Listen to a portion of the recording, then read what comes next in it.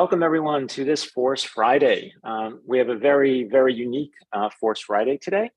We're going to introduce you to one of our students at drawingforce.com and get a sense of like what his story is. He's been super successful with the force drawing approach, and he's going to share his story with you today as to how he started, why he started, what were some of the key moments in his journey thus far in him learning how to draw with force. So before we start all of that and introduce you to our special guest, I just want to remind everyone, please subscribe if you are enjoying the content that we're putting up here on these Force Fridays and on just the channel itself.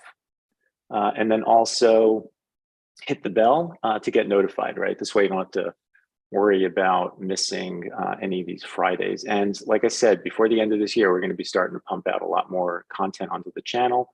This will be your way of not missing any of that, okay? Drawingforce.com is where all of this lives. If you want to be taught by Swenley Mrityunjay or I in mentorship or premium membership, or even just want to enroll to have access to all the video content that's on the site, drawingforce.com is where we live. So come visit us at our house. And with that, I think I'm just going to get us started. We have a lot to talk about today. So I want you all to meet Joakim. Joakim, like I said, is currently with us at drawingforce.com. How's it going, Joakim? Hi, everything is going well. Good. Let me say also hello to Swenley and Mrityunjay. How are you guys doing?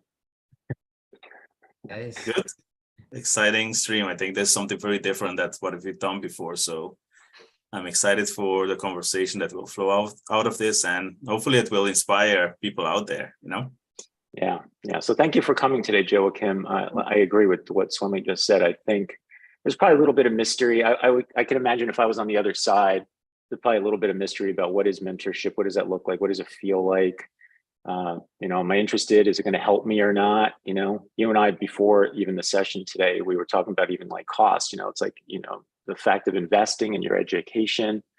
I think all those things are great things for us to talk about today. So let's get to it. So Joakim, I guess, my first question is, where were you when you started? Why did you start with drawingforce.com, and what were you doing with your life? How did you come to us? Why did you come to us? Well, I studied, technical illustration, and I eventually started working with that. And when I started working, it was like the drawing became a job, and so it became very like stagnant. I wasn't really producing that much outside work. I was very dedicated to my work, but outside of that it wasn't so much drawing, only like sometimes. And as you did for me earlier, some people, I'm sure most people don't know what technical drawing is, right? So what exactly is that? So technical illustration is pretty much kind of like a marriage of designing information with illustration, right? Like I'm sure everyone has maybe like bought a module table or something, and then there's like a manual that shows you how to put it together, or like IKEA, as you mentioned, right? We've all seen IKEA furniture and gone through the instruction. Exactly. But it can also be like, I remember when I was little, at school, we had these large books with these amazing, highly rendered, detailed, cutaways that like shows like a car, or maybe a tank or a castle, and they're like these cutaways, and you see inside. That's also technical illustration. So it's not the person who necessarily like designs it, because that would be like a production product. Yeah, exactly. Like right? It's industrial design, right? Yeah, exactly. A technical illustration doesn't really design the product. The technical illustration designs information, visual information about the product. about the product. I see. Okay, so that's good to know. So you're coming from something that has a lot of specificity and accuracy and information, clarity, right? The clarity of information has to be passed on to the consumer or whomever, right? Yeah. So you started there, you're doing that, and then how do you end up coming to us? Well, I kind of, like I said, it went pretty stagnant, when I started working, because I was focused on that, and so I wasn't really doing much personal work. And then, like maybe, I should say maybe 2.5 years ago or something, I actually did some, some new art, some new completed, works, and I showed that to another artist who, I, really trust, and he gave me the feedback that, it was looking, a bit stiff. Basically it was stiff. It didn't, like there was no, like drama and movement in it, and I kind of felt like, I really want to do something about that. So that bothered you, that comment, I guess. You weren't happy with stiff drawing. No. I was very happy with the critique, but I really felt like, I want to fix this. I want to see like how far can I take it, and so I started, practicing again. And eventually, I found out about force, and first I studied it, a bit on my own, How did you do that? Did you sign up for a standard membership, or did you buy a book, or were you looking at this site? The book.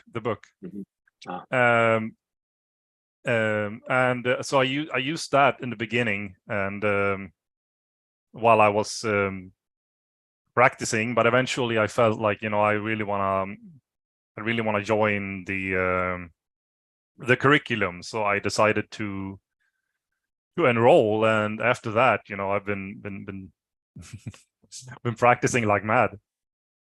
Yeah, so I think you came in first as a premium member, right? And those of you who don't know, premium means that you're getting feedback from me once a month, like 10-minute video, I would say. And I'm tracking that. So I am watching like your progression, and you get access to this this once a month workshop, right? Not to make this sound like an ad, because I really want to get to it. I really want you guys to feel what Joakim has gone through, but that's what premium is. So you were with me for a little while, right? And so how did premium go for you? So first, of course, I was first time I posted a premium thing, I actually posted you only one sheet of one exercise, because I thought we were supposed to, only send one. But I was very, very, very nervous. Like I spent a lot of time, preparing that. But I think premium was really, really good. It was really good for, getting me started, and I was watching all of the videos on the site, and yeah, so that was probably right around, like, where did that go? We'll talk about this other stuff too in a sec, but that was probably right around here somewhere, right? Yes, that is that's actually that's the last basic submissions I did. This is where I got the certificate. So we went to form after this one. Yeah. Right. Okay. So because we have your artwork and I don't want to miss it, here's some of the stuff you were doing prior, right? So yeah. Right. This is something I drew while I was studying. I included it mostly because it's a good example of a more technical kind of drawing. It's actually a real place. So I sketched it. I did the sketch on site, and then I went home and inked it and put some marker on it. but most of the kind of drawing I did back then was this kind of drawing. Mm-hmm. These are more on the creative side. Was this around the same time? No, those are a little bit earlier. Okay. I was listening to some kind of like, spooky music, and just kind of sat down in my sketchbook and drew some stuff, and It's cool. I ended up very much liking them. Mm-hmm. Yeah, they're pretty cool. Pretty cool designs. Let's see. I'm going to try to go full screen here. There we go. Hey, Joakim, Okay. do you have a Instagram or something? Like, people are asking where they can see more of your work. So, I don't have that right now. oh, that's sad. Why? Yeah, I've been meaning to get one, but it hasn't happened. Yeah, you got to get on Instagram. Yeah, I know. It's just that when I started with the 4 stuff, I held it off. I held it off a bit because at that time I felt like, it might, impede in or whatever the word is with the practice, Mm-hmm. but I am definitely gonna have to get one. Dedication. Yeah. So we're moving through here, right? You had a robot drawing here. So you can see, I guess my point here is when you came to us, you had a pretty good drawing skill level, right? Like you could draw. You were technical, like you said. You had very good line control of your materials. Your structure was pretty good, right? Perspective is good. Yeah, I mean, like there's a lot of skill that goes into this alone. Did you go to art school? Yes, I did. Right. So you did art school. Mm-hmm. I did. Yeah, that was pretty long ago now. Mm-hmm. But I did, and I studied to become a technical illustrator. Right. So it was successful then, right? You went to art school, you went in for that particular type of work, and you're doing that work, right? So that's good. That worked out, right? Yeah. And then you came to us, like you said, here's basics. So you were with me at the time, right? And then you decided to move to mentorship, right? So why did that happen? Because I wanted the I felt like I wanted, to have something that's more, how do you put it? Something that More holds intense? you more intense, but also that holds you more accountable, Mm-hmm. and having longer, sessions with a mentor who's, coaching you and teaching you was, very, very good, and something that I really wanted. And I was also very inspired by one of the Force newsletters, and there was some amazing work, being shown, and I was really like, I really want to like learn more. I want to like do more. I want to learn faster. I want someone to like really help me. So I decided right then that I was gonna go into mentorship. So what you saw in the newsletter, because I every month try to do like a student of the month. So you're saying you probably saw some of those and was like, okay, I see that this mentorship thing is really getting these people to good places I want to accomplish, right? Yeah. Mm-hmm. Okay, that's cool. That's good to know. I always wonder like who's even reading these things. I put them together every month and hope that people are looking at them. I actually always read them. Cool. That's good. Good to know. So here you were at the end of basics with me, right? And then you ended up going into mentorship. So I think that's like you said, where you started with form, and I connected you with Swenley, right? Yeah. So so how was that? How was the beginning of working with Swenley? And Swenley, of course, we'd love to hear from you too, like how whatever you recall about the start of working with Joakim. Yeah. So for me, like in the beginning of mentorship, of course, it was a bit more.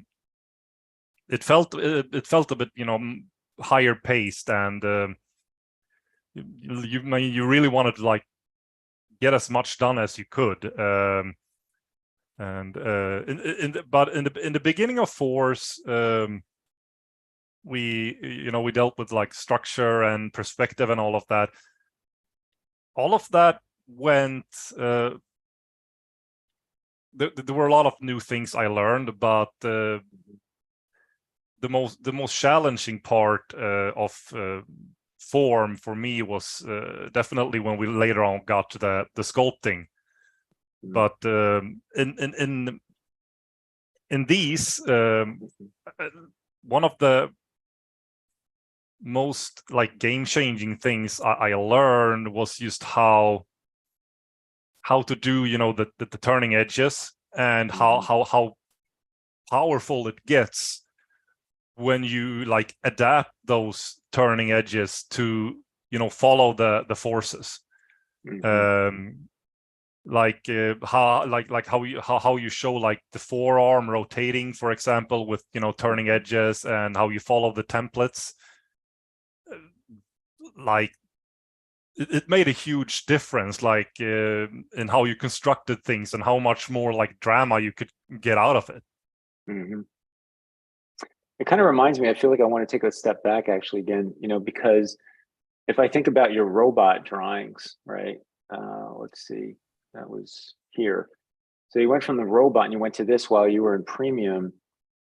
How was that change, right? This is a very, that's a big change, right? For you to go from even there's just the technical drawing aspect to coming to drawingforce.com, being in premium, and even just dealing with this, right? This is all there and very abstract in a sense, Yeah. So for me, like, because like when doing a technical drawing, I'd sit down, it's very like methodical and meticulous, like you're very like controlled. And when I started at Force, I wanted to like basically like change that process. So I started like learning how to draw with like woodless graphite that you hold kind of overhand. And just working with a lot more speed and a lot more like intuition, and learning how to like not bog myself down in like details and things like that, but really like go to the basics and almost relearning how to draw. Yeah. Was it hard for you? Because again, coming from being a technical artist and all of a sudden you're asked to create forces and rhythms and flow in the body, like, was that pleasurable or not? Was it difficult or not? It was a lot of fun. It was like really, really, it was really hard at first, trying to, and, practicing quick sketching and that stuff, which I also hadn't been doing much before. So it was really like, it was very challenging, but when I kind of got into it, it became very, very, very enjoyable. I just realized like how, because I used to work more with my wrist and my fingers. And when I started like really getting like the drawing like more physically, with my arm and shoulder, it's just amazing how much more like emotion and energy you get out of it. Like kind of started teaching me that drawing, like the physical act of drawing is a part of what eventually creates the emotion of the art. Yeah, that's super important. I think what you're saying there, the idea, I think a big part of drawing with Force is not all this mental stuff that's going on, but it's the physicality, right? Being more physical, it always, I just love the concept that, a line is a representation of exactly what you're thinking and doing, right? There's no escape. It's not like you're going to fake it. It is exactly what's going on. You know, Yeah. so if you're drawing in fear, you're going to draw a line of fear. If you're drawing with courage and dynamism and energy and adventure, that's going to show up in the line. You know, if you're drawing slowly, it's going to show up in the line. If you're drawing fast, it's going to show up in the line. It just is what it is. A is A. It is what it is. So, you know, one of the big, I guess, I wouldn't say secrets, but tricks to drawing with force is, yeah, you have to move with some movement. And that's it. And to me, that's why it's almost like it's not for the fearful, because you can't draw forcefully afraid. It just won't work. Right? It's going to show up in the line. You just have to be able to, you know, take a leap of faith, you know, to step out and just go do it. And then once you go do it, it starts working. You know, I always think of like riding a bike, because you ride a bike and when it's slow, it's really hard and you're scared, and that's why you're falling all over the place, right? But if you can just get enough speed through your courage, all of a sudden it's not that hard anymore, right? You just have to like put the trust out there. Would you agree? Does that sound right? Yeah, definitely. All right. I have a question So, for you, Joakim. yeah. Yeah. So you were doing this like technical, like perspective drawings and deconstruction, like as like you can see in the thumbnail as well. Yeah. So any advice for the artists like who are afraid to draw? Because I mean, it's a big jump, right? You're doing these like technical drawings, which is like very careful, right? And then you're doing the forceful one, which is like abstract and motion and energy. So have you ever felt that fear from like, let's say, a blank piece of paper and like when you're starting to draw, or on what advice would you give to any newcomer, you know, for that? So yeah, that would be So excuse me. So I would say, like, for me, you know, like, you know, being used to, you know, drawing very technically and, you know, like having this very kind of meticulous finish on things and a lot of details and everything. For me, like, you know, suddenly, you know, sitting and trying to like draw a completely other way. Of course, I was, you know, very, very fearful in the beginning. And I think my advice would be to, you know, like sit down and just do. Like, because you have to make all of these mistakes and, you know, like and you know, and failures and all of that stuff. You have to like do that. You have to go through that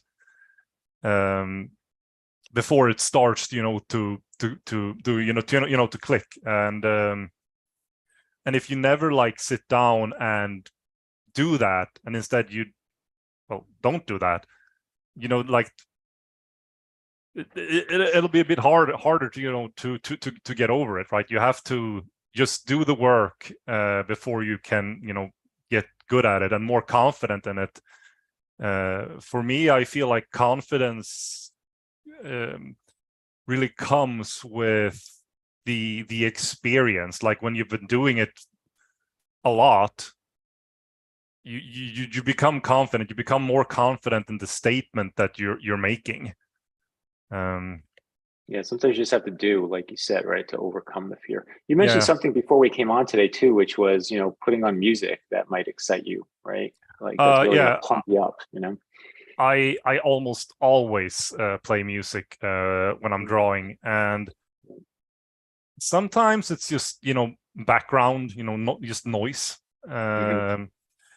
But usually, like in the more like if I'm trying to like draw something thematic, or if I want, you know, like, oh, I really want to like make this really fast or really like communicate something, then I always find music that, you know, matches that. So it's emotional, right? We could dare Yeah. say like it's a good emotional driver to inspire you and get you into the headspace, right? The feel of what Yes. you're after. Yeah. Like always, I always have music when I'm both when I'm doing this and when I'm doing, you know, my day job. There's always music. Yeah, it's cool. Let's see, let's head back to Photoshop here. So you were, like you said, here's the end of premium. So we left off with, you went into mentorship. So you meet up with Swenley, right? And you and Swenley start talking about form, right? Yeah. And I start taking you through this process, right? So we went from here, and there's a big jump that hopefully all of you can see here, right? So, Joakim here is going through cross contours and turning edges, right? He's going through this entire like force trench, we call it, this entire process. He's got him timed even here. You can see him practicing in the top right corner with his line. And then you get to sculpting, right? So Yeah. what was that like for you?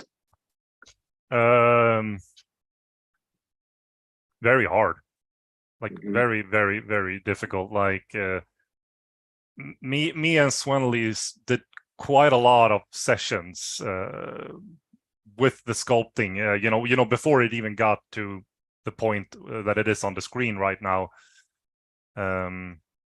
It was just very, very challenging to start to like use these surface lines and hatches to show the different forms, but also like to drive the force. That took a lot of practice before it like started to work for me. Yeah, this I remember. I think Swenley brought this to me. We were looking at updating artwork to put on the website to as student examples for other students coming in, and I think he had brought this to me, and that's where we were like, "Wow! Like, look at where this guy's gotten to, like in the last few months." Like it was pretty impressive, and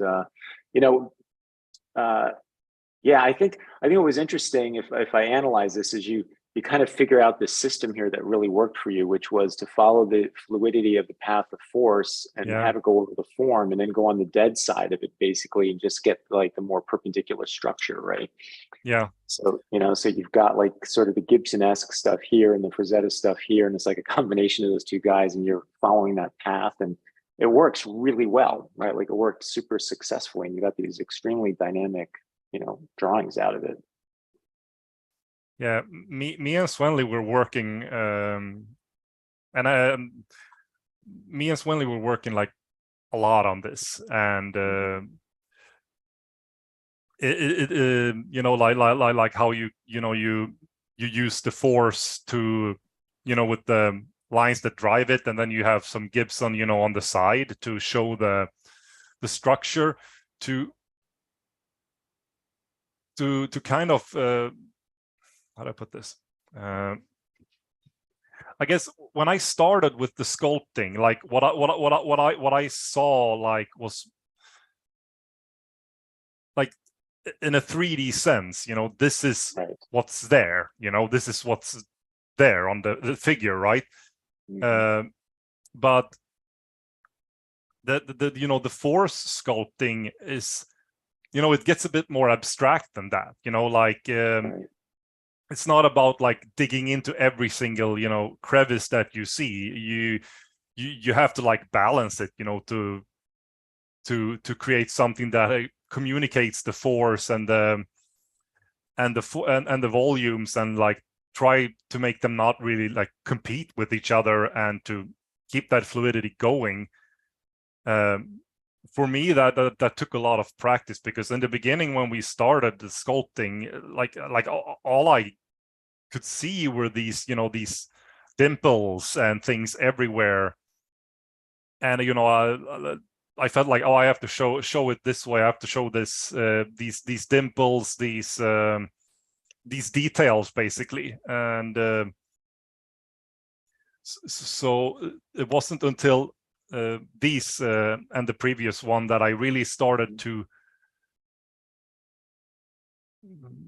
I really like started to learn how to just draw over everything, like yeah, there might be small dimples somewhere, but here I am focusing on driving the movement, so I'm just doing these really long fluid lines instead of breaking it everywhere with small details. Right. It's very good. So we have some questions and stuff from the chat. Turian says, a question for Joakim: do you still incorporate your old style of drawing? that you used to do before joining Force, or is it all only Force or a mix of the two? Well, you still have your job, right? So you're during the day, you are working that way. But I guess, you know, have you on your own personal time, are you mixing these two together somehow? No, Force is something I do you know, do on the side. There's no there isn't much connection to my actual job, even though of course things I learn here, you know, can still sometimes, you know, be you know, applicable, like in like how you do a layout or something, you know, to keep it more fluid and things like that. Of course, that's applicable. As for style, when I joined Force, I focused mostly on you know, trying to do it like the way I am, you know, taught to do it, right? And to make sure that I get these Force principles, you know, down. It's not really until maybe a bit more like recently where I've started to kind of try to incorporate more of myself into it. Because I kind of came in wanting to be more of an open book, where I wanted to make sure I'm picking up everything, you know, taught to me before I start, you know, being more personal with it, you know. That's a big note, you know, I want to expand on that.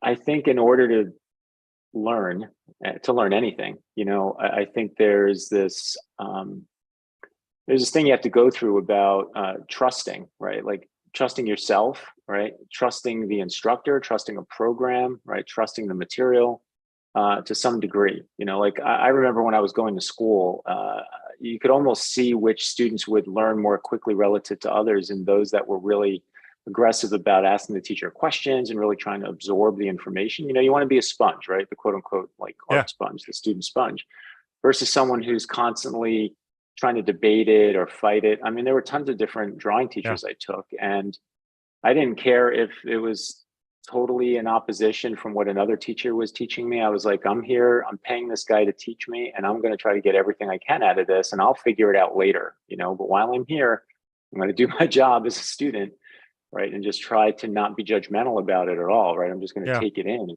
get what I can, right? And I think you hit the nail on the head with that. You know, you just want to be, you know, be open to it. You also mentioned earlier, you know, it's there's the financial aspect of moving from premium to mentorship as well, right? Like, you know, it's an expense, right? We're way cheaper than going to art school. Think about art school, at least in the US, you know, credits are thousands of dollars of credit, right? So it's nowhere near that, but it's nothing to laugh at either, right? So I think that means, you know, I'm putting that value in myself. I'm putting that value in my time. I'm asking someone else to value me with their time, right? And it becomes way more real, right? And I don't want to, the word serious keeps coming to my head, but it's not like it's scary in its seriousness. It's more about like commitment, I think, right? Like I'm committed to this. I'm here. I want to make this happen. I really want to grow and improve, right?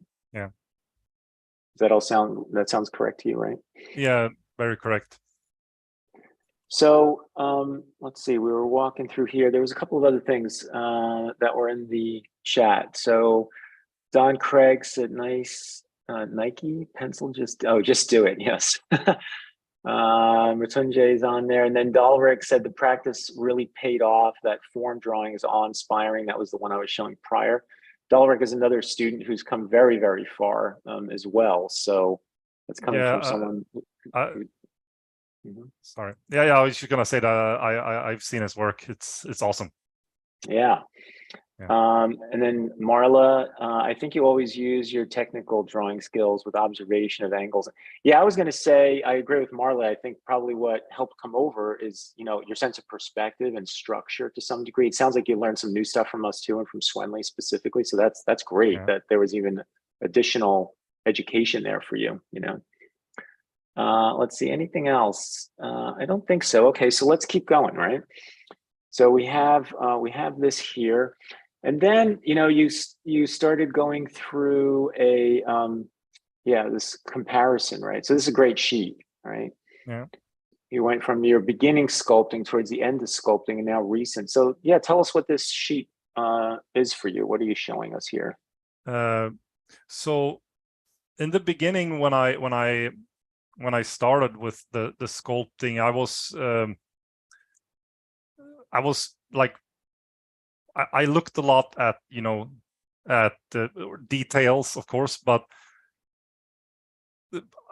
I was very like, I drew very neat, like, like the evenly spaced lines, it became almost like more like gray planes. Yeah. Mm-hmm. Mm-hmm. I didn't really always know like where to move it or where to drive it, and it was two very different things, right? The outline and the sculpting, were two very different, phases of the drawing. So they became kind of more technical in that sense. But later on, towards the end, I started to really dare to try and drive in the brush to make it darker, and also to really follow the forces, and like how I was perceiving the movement of the model. Like if a leg was like, say that it's going up like that, then I would draw upwards. Or if an arm was going out, I would draw outwards. Mm-hmm. So it's kind of like, drawing the the action, I guess. But it wasn't until I got here that really started to hit me, like, really like, like, if I'm sorry if I'm losing my trail here a little bit, but okay. I guess I think there was a previous video here with something that you called arrows. I think that's kind of what I started, doing here, is that I, like, every line was, a physical movement of, the arm and the pen pressure into the direction I was trying to, move the, show the force. Yeah, it looks like you really, the sculpting, because I want to move on to shape before we run out of time today, but you really got that arrow piece. It's an understanding of, like you said, force in three-dimensional space, and that basically everything's moving, right? Like, it's like, let me just follow the flow of this, and it's going to play out, and force will create mass. Like, you could follow the path of force to help you develop the three-dimensional structure. I think your piece on the right-hand side is really interesting too, because I get asked very often, like, hey, what does force look like if I were to paint it? Well, here's one way it could be painted. This could easily be color, right? Yeah, and you could paint in this manner, and these are brush strokes, and here it is, right? Here's one version of a force painting. It's really beautifully done. All right, so let's see. After all the form stuff, right, you started moving on to shape, right? Yeah.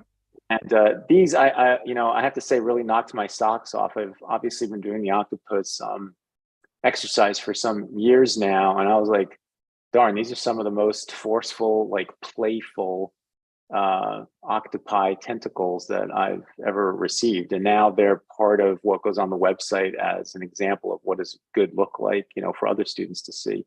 So tell us a little bit about shape. How was that experience with Swenley teaching you shape? And what did you get out of that? I really like the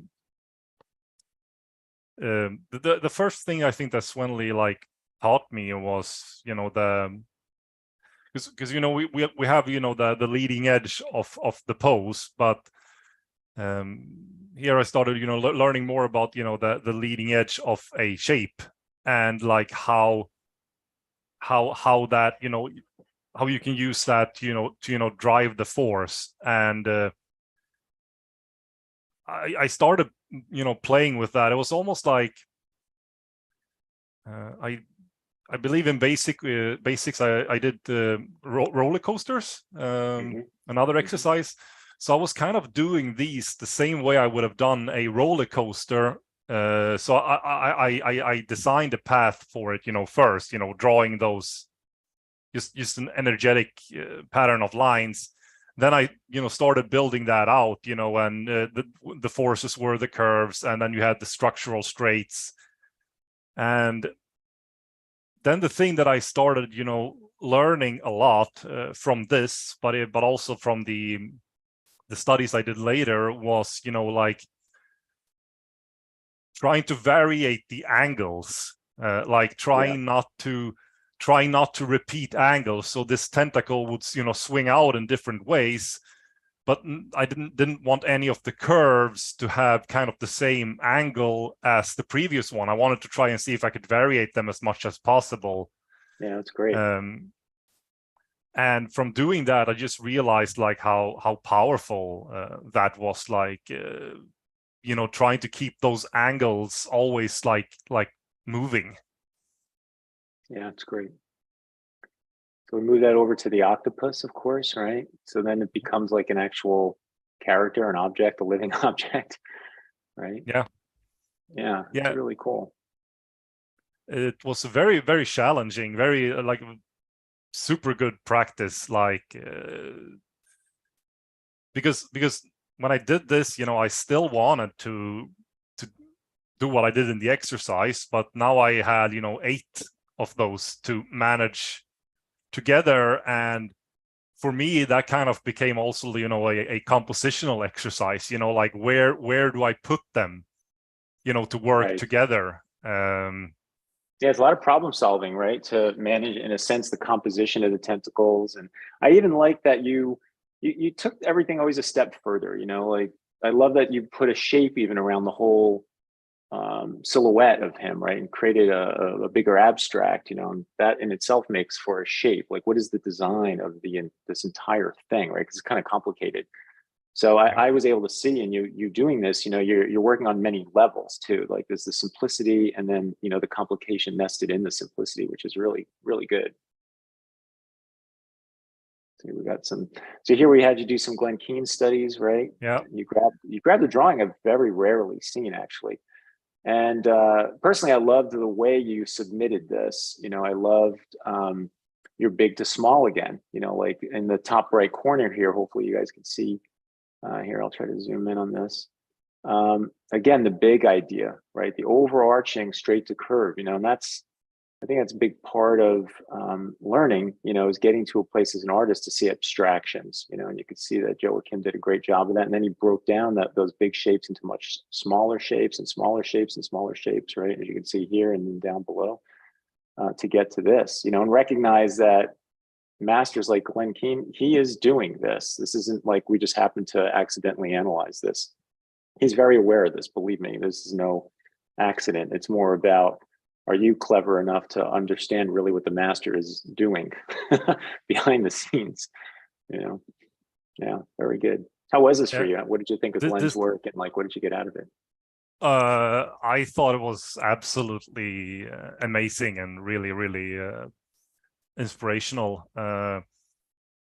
Together with the force blobs or tentacles and octopi.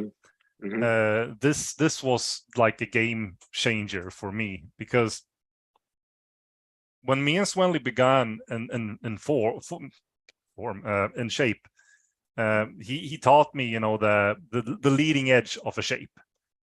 And I started to really like analyze, like, well, can we see that used in these drawings, and is it like, how is it contributing to the feeling of movement that I see? And the more I look, I just see all of these bigger and medium and smaller shapes, but oftentimes, or always, they have a very, very functional like leading edge to the shape itself. It's like I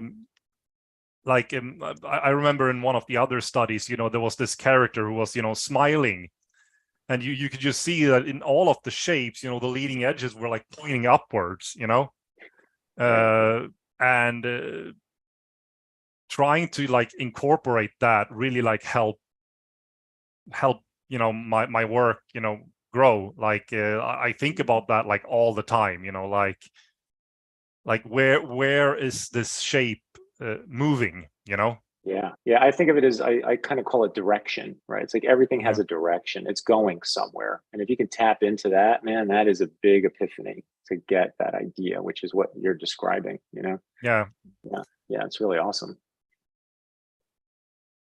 Here's some figures. So here I had you were going through angularity. It's more of like Mignola-esque meets, Glenn Keenish, and what does that look like? Yeah. How was that for you?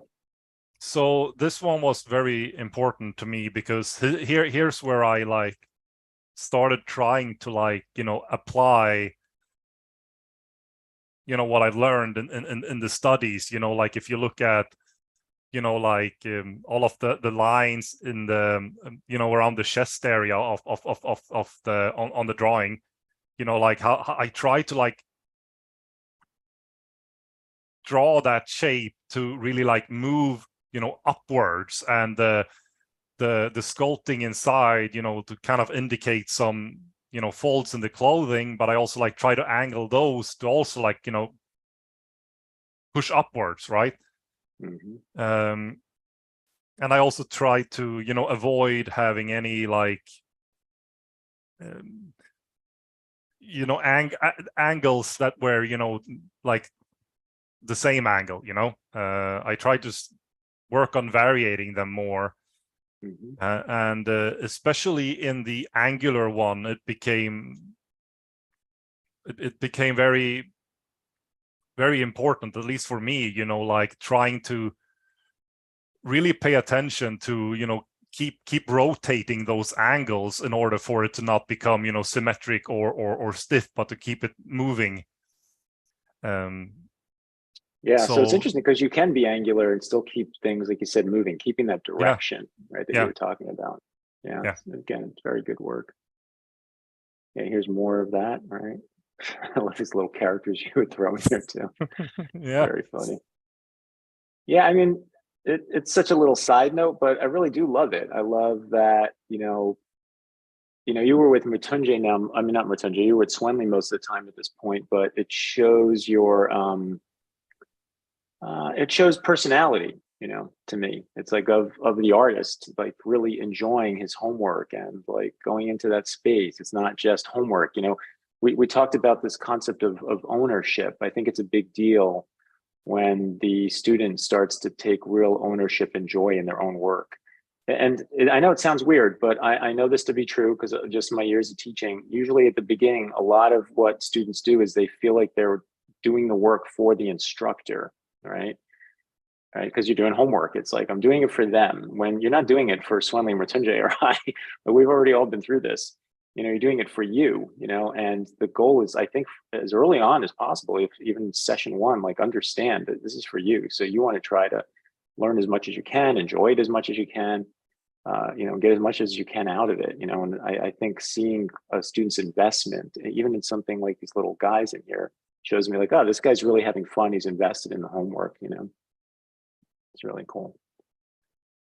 Swenley, we haven't heard from you yet. So what's it been like so far teaching Joakim? Well, I think as a teacher, the first question that comes into my mind when someone with this level of skill comes in is, what am I going to teach this guy? Yeah, that's funny. But taking a closer look, like, first of all, I could identify with him because if you look at his before drawings, they are like very similar to my drawings, coming from a technical drawing background. Yeah, so this stuff, right? My drawings before Force looked very similar to this. Yeah. And I was drawing with pen, so I kind of like knew what trajectory to take him through because I've gone through it already, Right. So here's someone who is very good at structure, but now we have to teach him to understand function. It's kind of like you have been trained to focus on the cards, but now I'm telling you, hey, there's a horse pulling this cart. Focus on the horse so you understand why the cart is being pulled that way. So yeah, Good metaphor. that was the major challenge, and it was great. Like we always have these very inspiring conversations, and like you said, he's having fun with the drawings. So yeah, that's been an awesome experience. When I used to teach in LA, I remember I was teaching Nickelodeon, and a lot of the students there, who were employees, they had taken one of the more like famous artists in the area, who's taught a lot of sort of the Burbank area of California. And it was similar. It was almost the same thing. I said, you're all really great at like drawing the building, the construction of the race car, but now I'm going to get you in the race car and you're going to feel what it's like to drive it. Like that's really what I wanted to convey, which is, I think, the same idea as the cart and the horse. It's like, well, you can draw that construction and all, but we want this to have the thrill and rush of the amazement of its function in itself, right? Like we're combining those two things. And I rather drive the race car than be the guy that builds it. And by the way, that's not everyone. You want to build the race car? Go for it. I'd much rather get in the race car, feel what it's like to actually drive it, So yeah, very cool. All right, let's keep moving here. Let's see, it's back to Photoshop. Any questions in the chat that any of us have missed?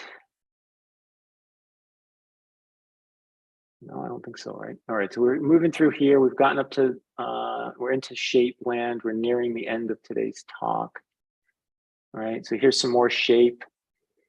Yeah, and you can, for me, I felt like, all right, this guy's starting to illustrate, right? Like we're suddenly moving into illustration, right? Which is awesome, and you could see that. I mean, you could easily start moving into, I don't know where your skill is with painting, but at least we've seen your painting skill with grayscale. You could see this moving into like Magic the Gathering or something, right? Like I could see that kind of thing, right? It's like, oh, we're going to fantasy. You're learning how to take references and turn them into what you want them to be, and actually build out story and so on, right? So yeah, is there anything you want to add to that, Joakim?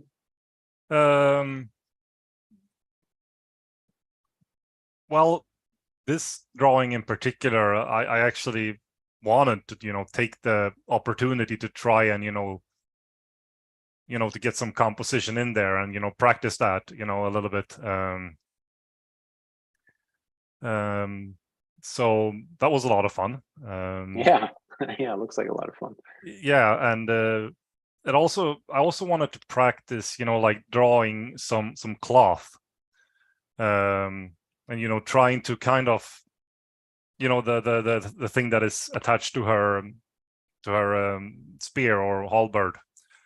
I kind of try to use the same way of drawing and thinking that I did, and in the force blobs and the tentacles to like do it kind of the same way, and then just change how I show the surface, like to draw folds in the fabric and make it look like cloth, but behind it all is pretty much the same thing.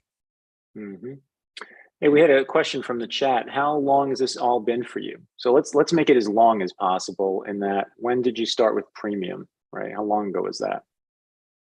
Premium. I started.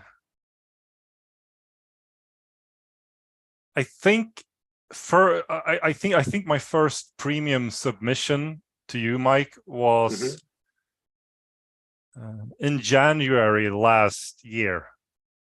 Of last year. So you've been a year and a half with us. Yeah, pretty much. And how long have you been in mentorship? Since about a year, actually. Okay, so almost a year of mentorship. So half a year of Premium and a year of mentorship. Okay, yeah, that's good. I think it's a great question for people to ask. We've had 25 sessions so far. Yep. Yeah. So here, after someone's got all the basics down, we start cranking up the challenge of not what I always call it, not being obligated to the model, but being instead inspired by the model, you know, and you obviously like took that baton and decided to run with it, right? Like, Yeah. what was this like for you? Well, it just kind of happened, honestly. Like I wanted to. I was just really, really enjoying it, and I just kind of kept asking myself while I was, drawing the, while I was sketching out the pose and everything, like, I wonder if I could do more. What would happen if I pushed this a bit more? Mm-hmm. Then I did that, and then I was like, can I push it a little bit more? Yeah. Test the And waters. yeah, and eventually it started to look, a bit more like caricatured. And then I tried to push it even some more after that. And so I gave him this big, hump on his back, and, kind of like try to like hang his neck and, drive up into the head. And that's kind of how it happened. Some of it was, practice, and some of it was, happy accidents. Yeah. I think the driving up again that you just mentioned, like again, there's direction, right?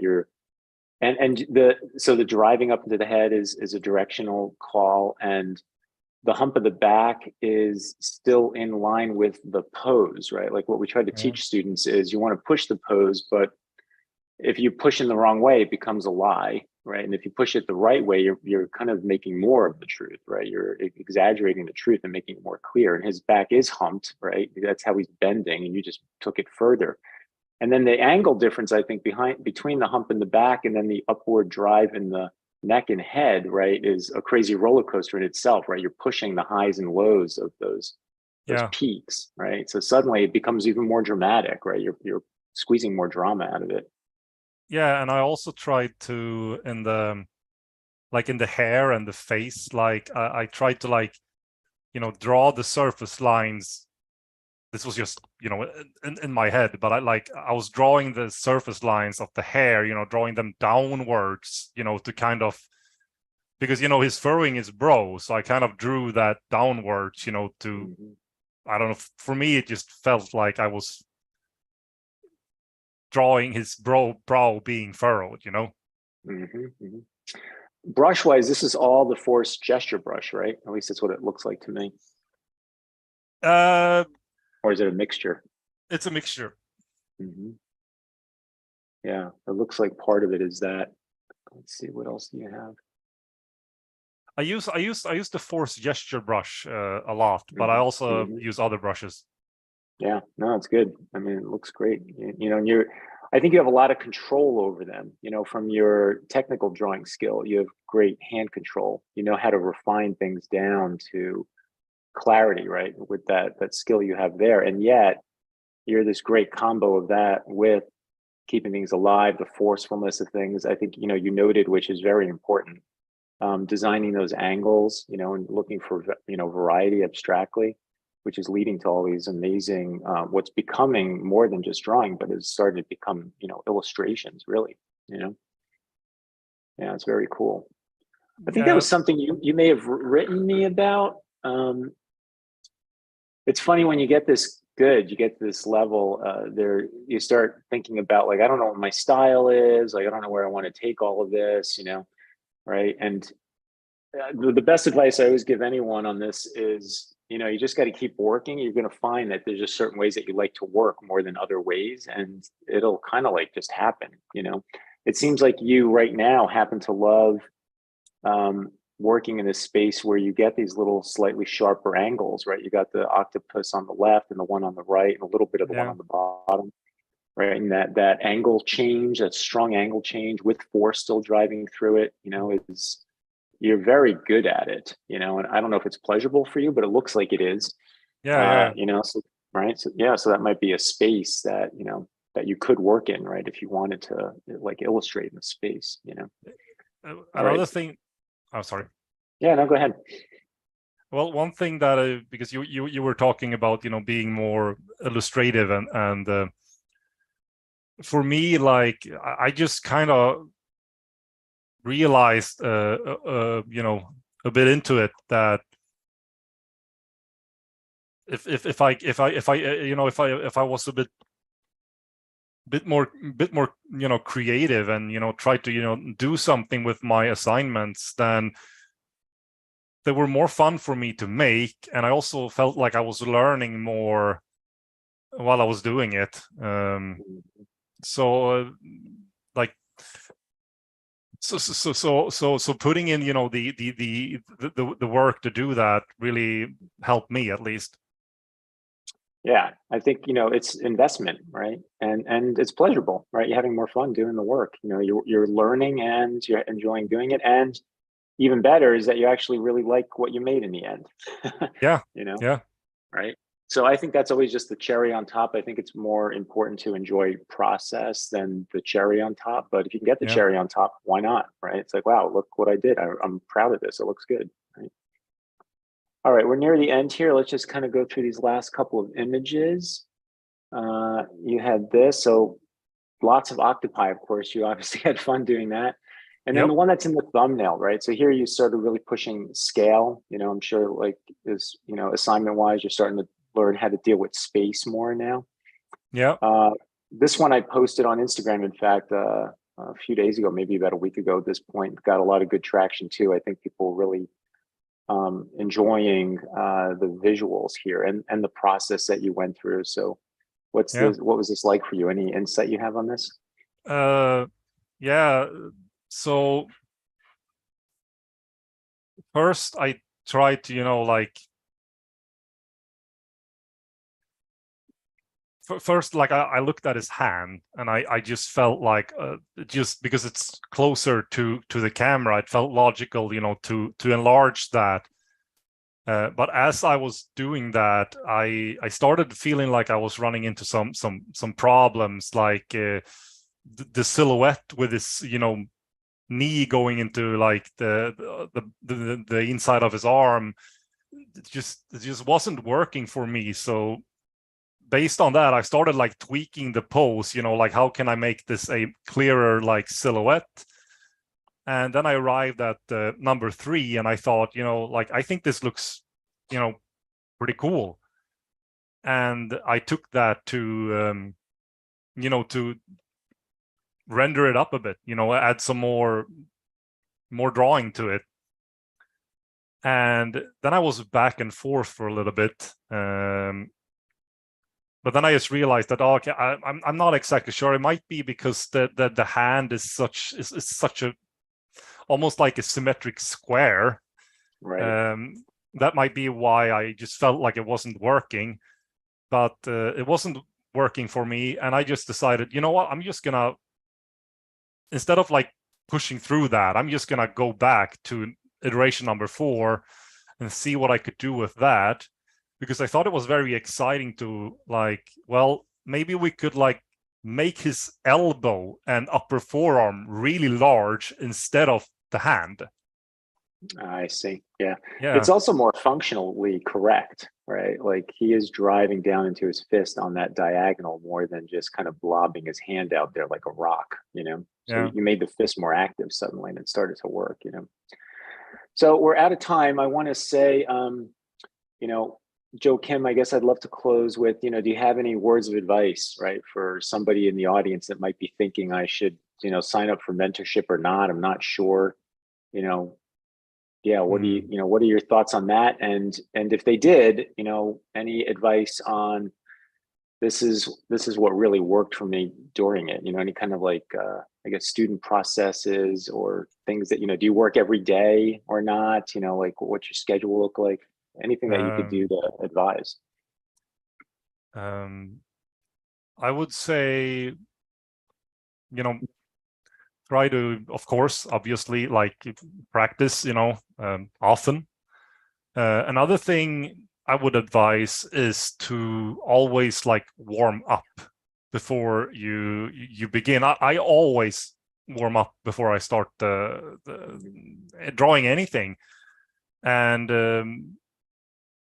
you know, I have some exercises and things that I do, you know, to warm up, and even the act of, warming up, drawing like, ellipses with cross sections and just stuff like that. You just get the arm and the movement going. Eventually that start helping you build up better line and everything too, so it's, that time spent warming up not only like helps you do, better work, but it also improves you over time.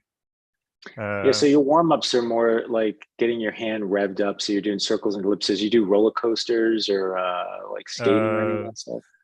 I think the most frequent exercise that I do is probably ellipses with cross sections, and just to get the movement going. And usually I also make some where I try to, find movements that are not as easy to make, and I try to also work a bit on those,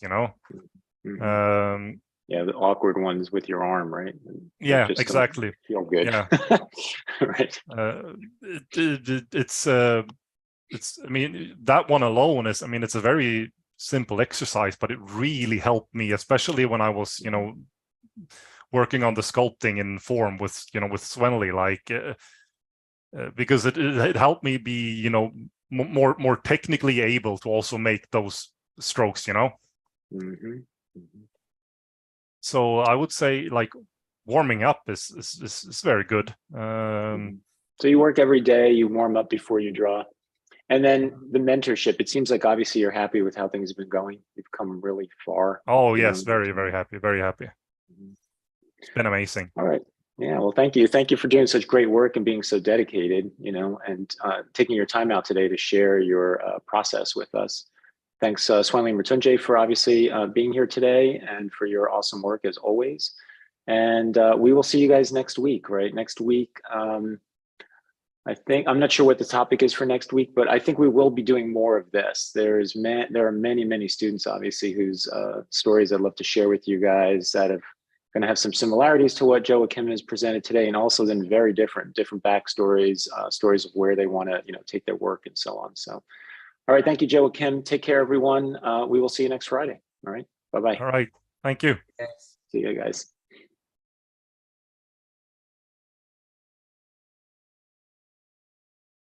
All right, we're out.